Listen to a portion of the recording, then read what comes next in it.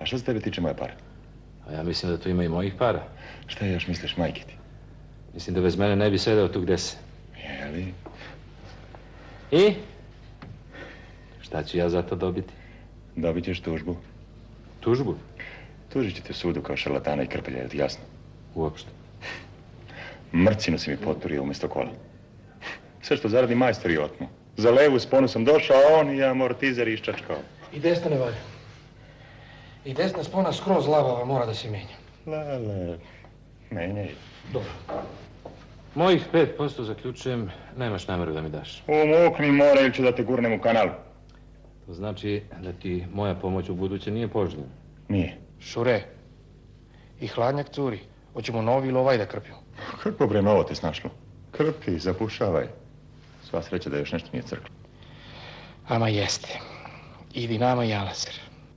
Le.